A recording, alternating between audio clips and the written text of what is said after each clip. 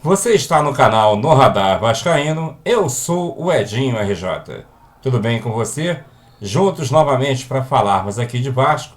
E caso seja sua primeira vez aqui no canal, seja muito bem-vindo.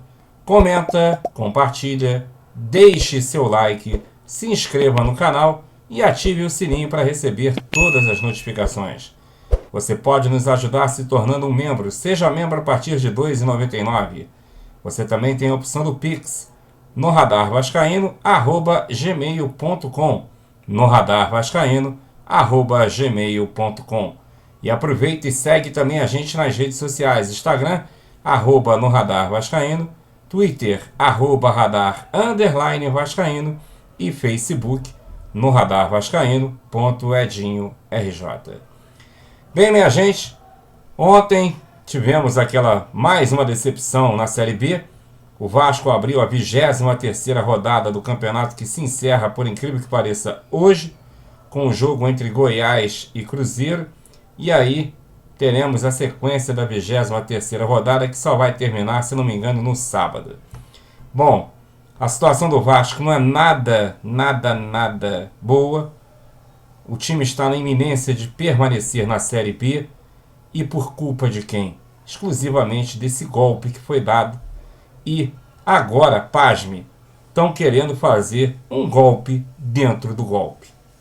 Isso já era previsível também. Na última sexta-feira, nós conversamos de novo com o presidente do clube, eleito no dia 7, o senhor Luiz Roberto Levenciano, e ele esclareceu alguns pontos, né, para a gente. Eu vou colocar aqui para você alguns deles e gostaria que você prestasse muita atenção. E preste atenção, é vídeo, tá? Não é ao vivo, como muita gente pensou da última vez. Tá bom? Quero agradecer ao meu irmão Alexandre Laureano por ter cedido as imagens. E eu vou colocar para você agora aqui os trechos que eu achei principal dessa nova resenha que nós fizemos com o Leven na última sexta-feira. Acompanha só. Eu vejo assim, se não houver uma mudança nessa forma de gerir o futebol urgente para ontem, não sei, não torço por isso, quero deixar isso muito claro, tá? É jogo do Vasco, eu estou aqui assistindo o jogo do Vasco com a minha camisa do Vasco na minha casa, né? Sempre torcendo para o Vasco. Eu não torço contra, não, as pessoas falam por elas mesmas, jamais torceria contra ou torcerei contra o Vasco. Não importa qual filha da puta que possa estar em qualquer lugar que esteja. Não me interessa. Isso não existe, cara. Isso agora, não existe.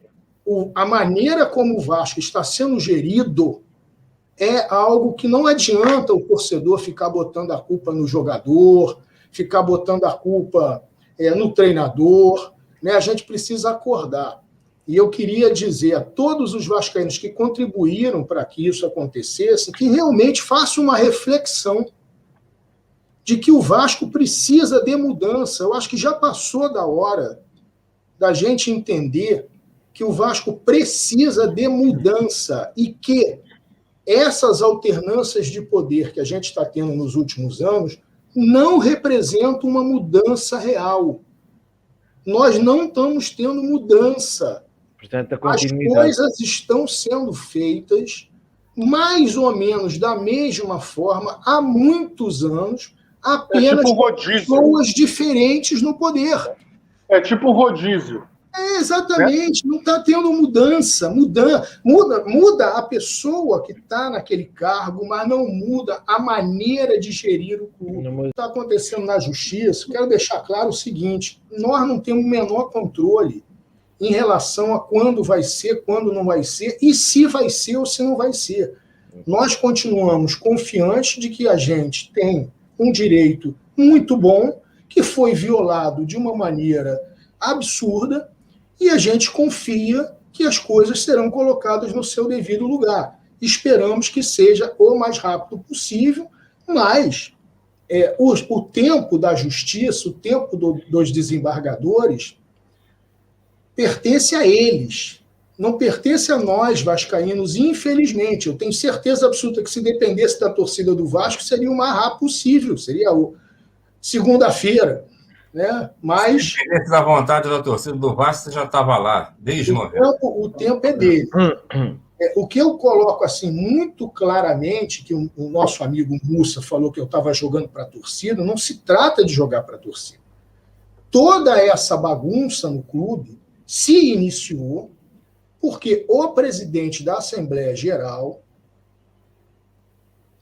violou o estatuto e, para violar o estatuto e não fazer as eleições de acordo com o estatuto, foi a Justiça. Então, quem ajuizou as eleições do Vasco foi o Mussa. Se o Mussa desistir da ação dele, o Vasco tem que concordar, o Campelo tem que concordar, o Salgado tem que concordar, né, o Monteiro tem que concordar. Então, vai ser uma coisa difícil. Mas se o Mussa renunciar à ação que ele começou, se ele renunciar o direito em que se funda a ação que ele começou, essa ação é extinta sem precisar da anuência de ninguém. Então, o tempo todo, eu tenho falado para o torcedor vascaíno com toda a tranquilidade, porque o torcedor vascaíno já entendeu que eu não minto, comigo o papo é reto. Eu não minto para o torcedor vascaíno. Então, aqui não se trata de nada, de querer sacanear fulano ou ciclano, não tenho absolutamente nada contra o Mussa. Fui almoçar lá em São Januário na sexta-feira, ele veio me cumprimentar, eu cumprimentei, não tem nada pessoal contra ninguém, só que em primeiro lugar, para mim, está sempre o Vasco. Então, se a gente quer que as coisas mudem de uma maneira mais rápida, sem precisar esperar a justiça, basta o Mussa fazer uma petição, pedir para o advogado dele fazer uma petição dizendo que ele renuncia o direito em que se funda a ação que ele começou. Se ele fizer isso, aquela ação é extinta, o Salgado cai imediatamente e eu assumo no mesmo dia. Isso é um efeito natural de quem renuncia à ação e não precisa da anuência de ninguém, depende única e exclusivamente dele. E ele sempre disse que era independente. Agora, se ele fizer isso, naturalmente a Sempre Vasco perderá as 30 vagas que tem no Conselho. Então nós temos que ver se é mais pela Sempre Vasco ou é mais para o Vasco. A Sempre Vasco tentou criar uma armadilha para mim na sexta-feira passada, em São Januário, com esse papinho de união, se não vamos nos unir. Aí foi lá o menino da torcida organizada falar comigo e tudo mais. Eu falei com ele 2 minutos. Ele perguntou, você pode se juntar com o Júlio? Eu falei, não. Ele, por quê? Por que não? Eu fui roubado. Não vou me juntar com quem me roubou. E outra coisa, eu me juntar com ele não resolve o problema do Vasco. O Vasco precisa de mudança estrutural. Não adianta uma pessoa, ninguém é super-herói, ninguém é super-homem lá no Vasco, uma pessoa não vai resolver. O Vasco precisa mudar toda a maneira como ele é gerido. O Vasco precisa de mudanças estruturais, que foram aquelas que a gente propôs com o nosso projeto. O Vasco precisa de uma equipe executiva, o Vasco precisa de um conselho que esteja fechado com as ideias do projeto do presidente, que seja um conselho capaz de colocar o sócio-torcedor para votar, para motivar uma adesão em massa do sócio-torcedor. O Vasco precisa de um presidente que possa prometer isso e cumprir, né, para que você tenha essa empatia de realmente fazer essa associação em massa acontecer. Precisa da equipe executiva para credibilizar novos patrocínios, para credibilizar a entrada de novos recursos. Então não adianta pegar o Levin sozinho, de paraquedas, e botar ele em São Januário em qualquer função. Isso aí seria uma esperteza de quem está lá, única e exclusivamente para depois chegar, está vendo como ele não resolve nada? Quando, na verdade, não é o Levin que vai resolver, é um projeto para o Vasco que vai resolver, com uma equipe foda, com um projeto de ideias inovadoras, né, com gente capaz de fazer, com um conselho fechado com o presidente, um conselho que realmente vá fazer as mudanças estruturais no estatuto que o Vasco precisa. Então não adianta botar um cara de paraquedas lá para resolver, não vai resolver. Então, é isso que o torcedor precisa entender também. Tem muito vascaíno no YouTube e nas redes sociais que se dizem apolíticos. Ih, tem bastante. E aí Tem bastante. se dizem neutros. Pessoal, olha só.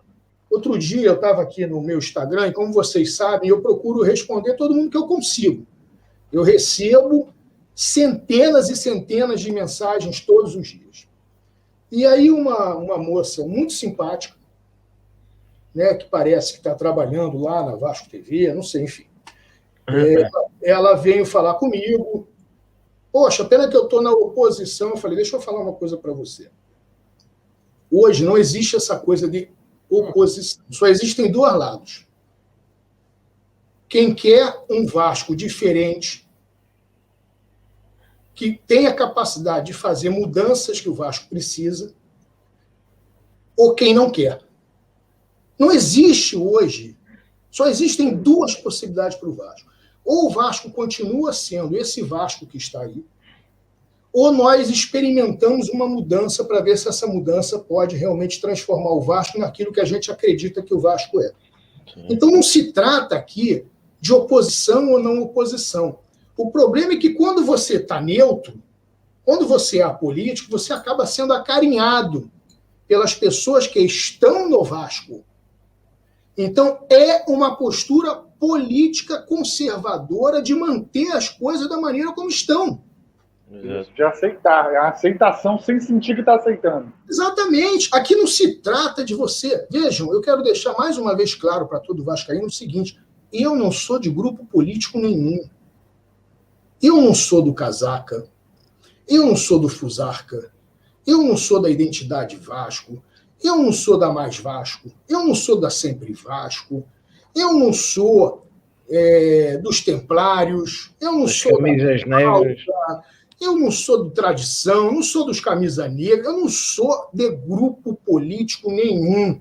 Eu sou um vascaíno como vocês, que, sendo sócio do Vasco há mais de 5 anos, propôs ao Vasco uma mudança. E hoje, eu acho que está claro para todo mundo que nós precisamos dessa mudança. E que esta mudança não aconteceu com o Campelo e não está acontecendo agora. No final das contas, foi como o pai Carlos falou, você faz um rodízio em quem senta na cadeira, mas o Vasco continua o mesmo, só que com pessoas diferentes. E declinando para o pior. Declinando para pior. Cada vez pior. A gente continua. Se vocês pegarem lá o Projeto Somamos, que infelizmente as pessoas, muita gente não lê, lá no Projeto Somamos existe um estudo que mostra que o Vasco vende mal os seus jogadores da base há 40 anos. Não é há 4 anos, não. Há 40 anos. Nós fizemos uma pesquisa de todos os jogadores do Vasco que foram vendidos, desde o Roberto Dinamite. Mostramos por quanto foi vendido o jogador e depois por quanto ele foi revendido a primeira vez e revendido a segunda vez. Nós mostramos, por exemplo, que o Vasco poderia ter arrecadado com o Felipe Coutinho mais do que todas as vendas que o Vasco fez nos últimos 40 anos. Se o Vasco tivesse esperado um pouco mais para vender o Felipe Coutinho, ele teria arrecadado de receita mais do que todos os jogadores que o Vasco vendeu nos últimos 40 anos. Ou seja, o Vasco continua sendo administrado da forma errada. Está administrado da forma errada. Eu sei que o vascaíno fica puto com o Vanderlei ter dado aquele passe, com o Castanho ter ido na bola. Né? É natural.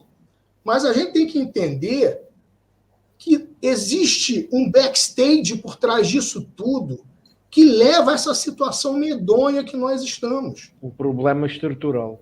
Um problema estrutural crônico que nós tivemos, como vascaíno, o tesão de estudar por 2 anos, entender e propor uma mudança. E, evidentemente, sempre que alguém aparece dizendo que as coisas que estão sendo feitas da maneira errada, tem muita gente que não acredita, que resiste, porque tudo que é novo, tudo que é uma mudança, ela causa, vamos dizer assim, estranheza, entendeu? Então, a gente, infelizmente, não conseguiu ter, vamos dizer assim, um entendimento, a compreensão de todos os vascaínos.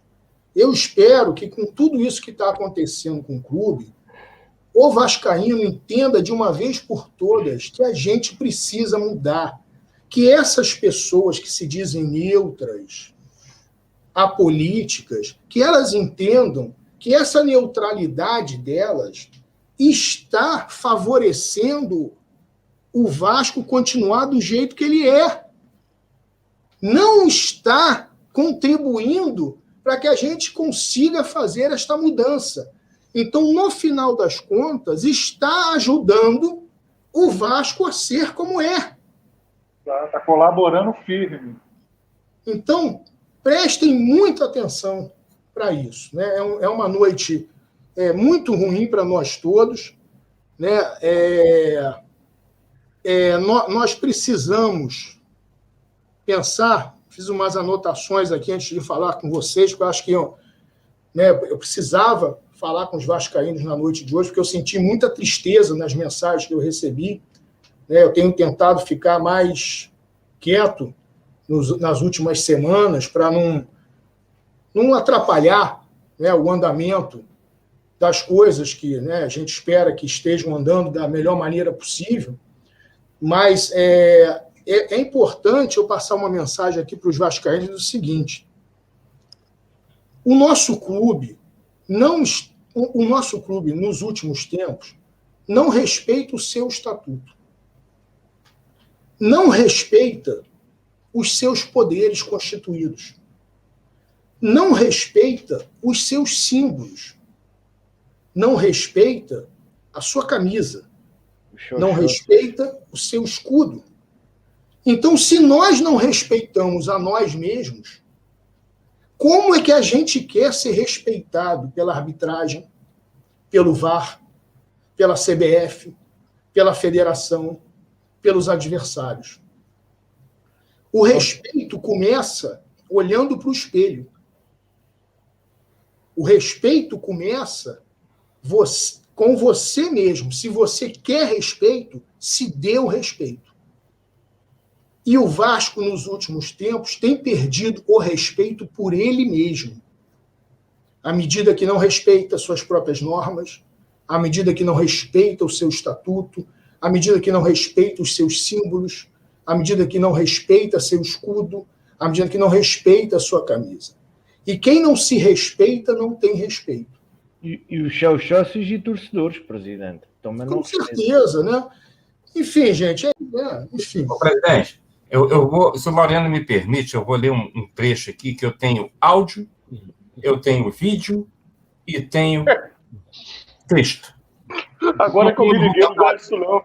Como eu não vou botar nem áudio e nem um vídeo, eu vou ler o texto, porque isso aqui é a maior piada que só pode ser. Dia 21/12/2020. Nós temos, a partir de janeiro, na presidência do nosso clube, talvez o quadro mais qualificado da Série A. Um presidente que construiu sua vida no mercado financeiro, que tem credibilidade. Um presidente que conhece profundamente o Vasco da Gama. Jorge Salgado conhece futebol, esteve na CBF, tem as portas abertas em qualquer grande clube do mundo. O Vasco da Gama, a partir de janeiro, estará a um telefonema de qualquer clube do mundo. A parte mais engraçada desse texto aqui e da fala dessa pessoa é quando ele diz que talvez tenhamos o quadro mais qualificado da Série A. E hoje eu posso falar para o senhor com toda a certeza que foi uma das lives mais tristes que eu fiz ao longo desses 8 meses que eu tenho de canal aqui. E eu só fiz essa live em respeito ao público que eu já tinha marcado, porque a minha vontade não era nem de abrir câmera. porque você vê a degradação do clube do jeito que eu vejo, como o senhor viu e eu vi, e muitos de nós aqui vimos. E o que é pior, a gente recebe crítica de certos torcedores que não tiveram a chance de ver os times que nós vimos do Vasco jogar, que Sim. eles não entendem por que a gente não aceita essa porcaria que está aí. Se você for somar os 44 clubes da Série A e B, o Vasco é o 33º. E outra, essa Série B está tão horrorosa que bastava o Vasco ter vencido os 4 jogos que ele deixou de ganhar em São Januário: Avaí, Operário, Londrina e agora esse jogo com o Brasil de Pelotas, que o Vasco é ser líder da Série B, com 44 pontos, enquanto que o Coritiba tem 42. Isso aí. E ainda tem mais.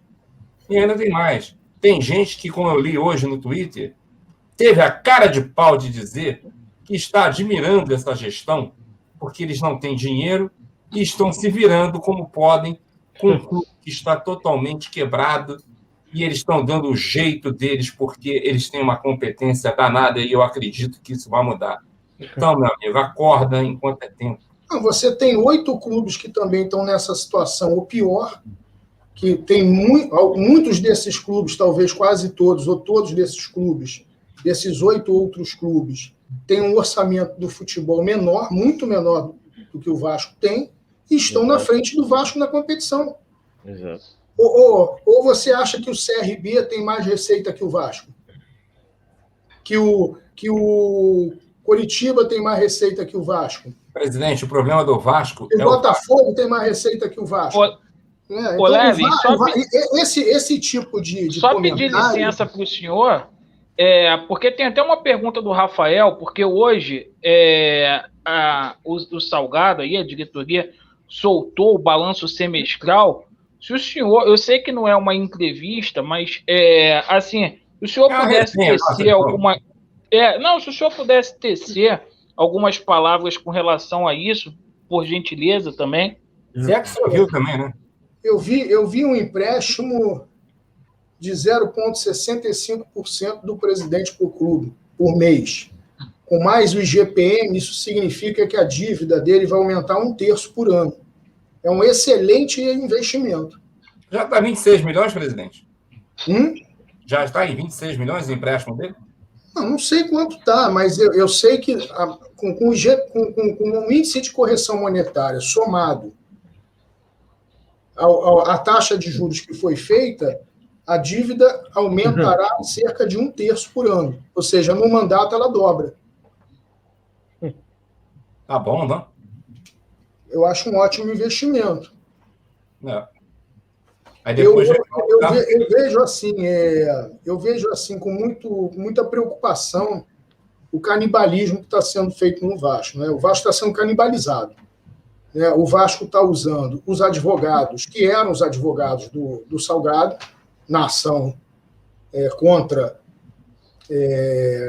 as nossas pretensões, que é exatamente os advogados que são filho e irmão do presidente do Tribunal de Justiça, hoje são advogados do Vasco. Não sei quanto de honorários estão recebendo, se são honorários relacionados o trabalho deles no Vasco, ou se está tendo algum tipo de pagamento com relação ao trabalho que foi feito anteriormente. Isso precisa ser esclarecido. Eu não sei se o balanço está esclarecendo isso da maneira adequada. Vejo de uma maneira que fere violentamente a integridade você ter um clube onde um dirigente empresta dinheiro para o clube, porque uma coisa é você fazer uma doação, outra coisa é você fazer empréstimo com juros e correção monetária altíssima. Isso é um negócio. Claro. E se você tem um mandatário que faz negócio com o clube que preside, teu compliance foi para o espaço. Se você tem um clube que ele é capaz de alugar a sala de um primeiro vice-presidente para instalar a sua diretoria, isso é outra coisa que fere qualquer compliance, que fere qualquer integridade. Então, fica muito difícil para o Vasco levantar a possibilidade de ter parceiros realmente diferentes e sérios, principalmente parceiros da Europa e da Ásia, onde eu trabalho para muitos europeus, para muitos asiáticos, e lá eles não trabalhem com quem não consegue mostrar que tem uma integridade muito rígida. Sim. Então, isso faz com que o Vasco perca a oportunidade de ter parcerias novas que poderiam alavancar o Vasco. Por exemplo, com essa integridade que a gente tem hoje, dificilmente a gente conseguiria um Nations Bank como que a gente teve nos anos 2000. Porque o programa de compliance de um parceiro como esse exige que você tenha uma integridade que o Vasco não está demonstrando ter. Então, no final das contas, o Vasco não está sendo administrado da maneira correta, não está sendo administrado de uma forma íntegra, não está dando resultado esportivo. Então, nós estamos, talvez, no nosso pior momento da nossa história, tanto do ponto de vista do futebol, como do ponto de vista da gestão. E por isso que eu digo, só existem duas formas de pensar Vasco hoje em dia.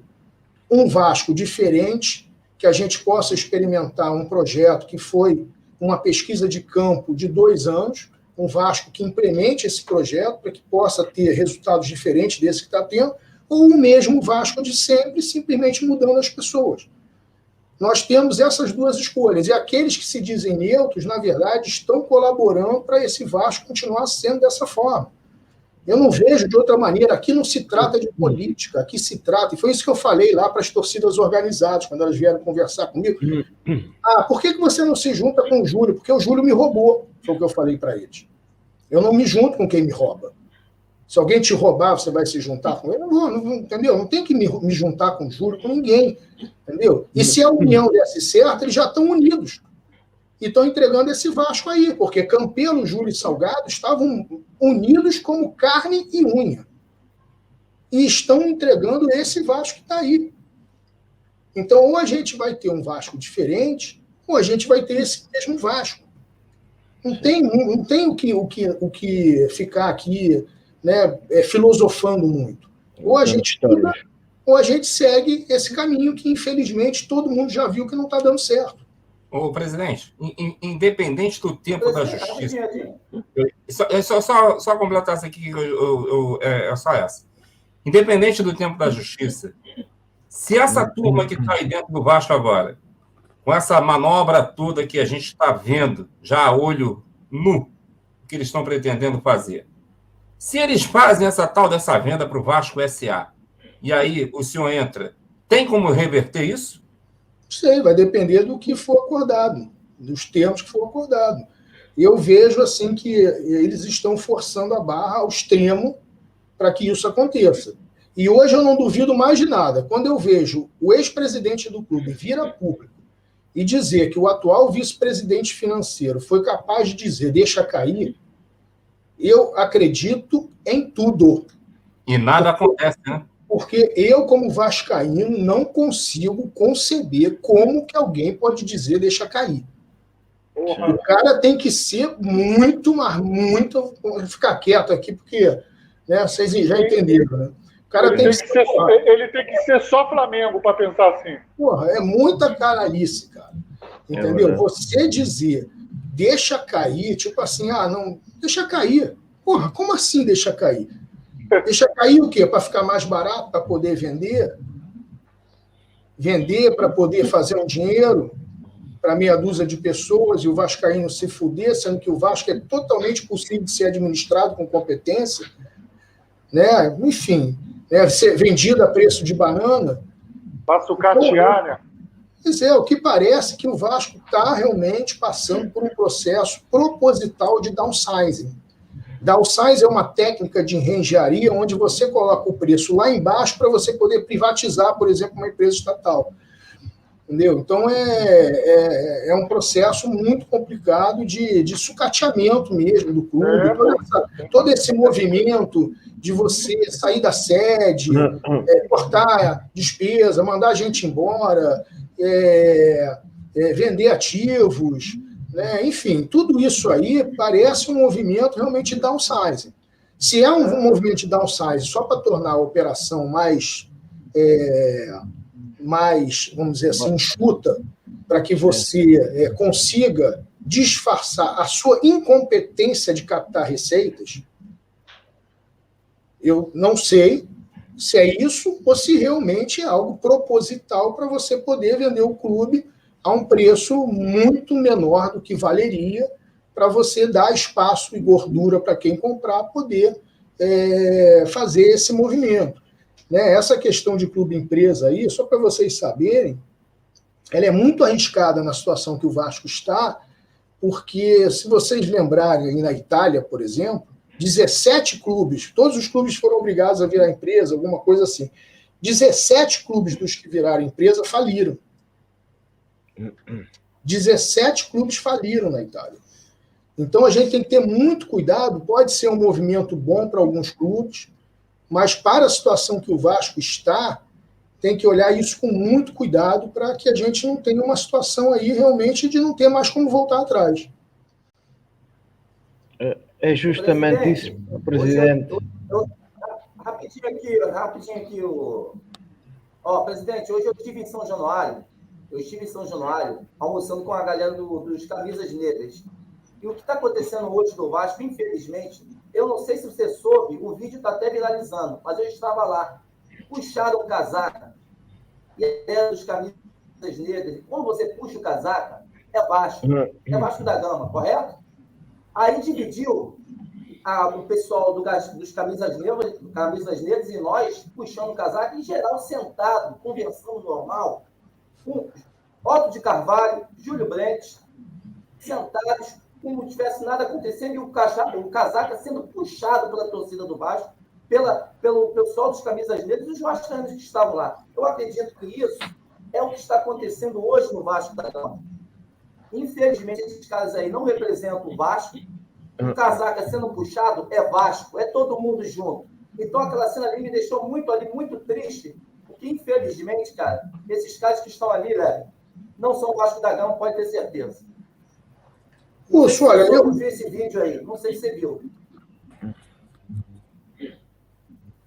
Eu vi o vídeo, sim, tive o mesmo sentimento que você, mas eu não gosto de falar que isso vamos dizer assim, todo mundo, toda hora, fala que quem não está com você não é vascaíno. Então, eu acho que todos são vascaínos. Só que alguns estão colocando o Vasco à frente de tudo e outros estão colocando seus interesses à frente do Vasco. Né? Porque a gente não pode esquecer que o Vasco é como se fosse uma repartição pública. O Vasco tem entre 500 e 700 postos de trabalho, onde boa parte desses postos de trabalho, principalmente nas posições estratégicas, são preenchidas por pessoas que possivelmente não teriam aquele mesmo salário e nem teriam aquele mesmo posto de trabalho no mercado. Então, infelizmente, o Vasco funciona como se fosse um gabinete de um deputado, um gabinete de um vereador, onde você emprega um monte de gente que não teria a competência para no mercado ter um salário bom e acaba sendo empregado no Vasco. Entendeu? Então, isso faz com que existam em volta do Vasco um monte de abutres, buscando aquela carniça ali. O Vasco pode estar na merda, mas ali tu tem 500 postos de trabalho, 600 postos de trabalho, que você vai colocar um sobrinho, vai colocar um tio, vai colocar um irmão, vai colocar um amigo. É assim que o Vasco funciona.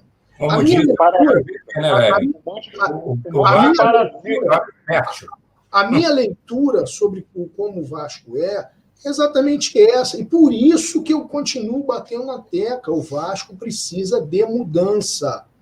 E sempre eu coloquei, com muita humildade, que mesmo com toda a experiência que eu adquiri, com todo o conhecimento que eu tenho de mercado, com todos os contatos que eu tenho, eu sozinho não teria condições de fazer isso acontecer. Eu precisava de um projeto, eu precisava de um plano de negócios, eu precisava de uma modelagem financeira, eu precisava conversar com dezenas de parceiros, como eu fiz isso, gastando viagens do próprio bolso. Eu precisava de uma equipe executiva de primeira linha, como a que a gente convidou para trabalhar conosco. Né? Nós convencemos um Francisco Lopes a trabalhar conosco, nós convencemos um Luiz Paulo Rosenberg, um Elton Simões, um Milton Leão, né? Um Augusto Tanuri, pessoas muito importantes no mercado. Né? Por exemplo, Augusto Tanuri hoje é dono da Editora Abril. Né? A revista Veja pertence ao grupo do Augusto Tanuri. Até pouco tempo atrás, a revista Exame pertencia ao grupo do Augusto Tanuri. Eram essas pessoas que a gente ia colocar ali, mas não era como um conselho consultivo distante do clube, era realmente para meter a mão na massa e fazer um Vasco diferente. Só que, infelizmente, você está falando aí dessa situação das pessoas que estavam lá, né, pessoas importantes da política do Vasco, né, outros vascaínos puxando o casaco, os caras nem aí, como se nada tivesse acontecendo, que é um desrespeito com a nossa história, com as nossas tradições, com a nossa vascainidade, até com um colega que está ali puxando o casaco, né, porque o casaco é aquilo, por exemplo, eu já cansei de puxar casaca no meio da rua. Eu chegando em São Januário, às vezes, andando no meio da multidão, do nada, sozinho, puxava o casaco, e todo mundo vem contigo. Entendeu? É isso que é ser Vasco, é essa fraternidade. Por isso que a gente gosta da palavra família. Por isso que nós somos uma família. Porque o cara está puxando o casaco, vai todo mundo junto. Pode ser, não interessa quem é. Pode ser pobre, pode ser rico, pode ser preto, pode ser branco, homem, mulher, não importa. Puxou o casaco, está todo mundo junto com aquela pessoa. Tá aí os pontos que eu gostaria de colocar para vocês da resenha que nós fizemos na última sexta-feira no canal do Alexandre Laureano, junto com o presidente Levenciano. Gostaria que você comentasse sobre tudo que ele abordou nesses trechos aí que eu separei especialmente para vocês. Bem, minha gente, esse era o assunto que eu gostaria de abordar agora, e no Radar Vascaíno volta a qualquer momento. Um forte abraço para você e a gente se vê. Valeu!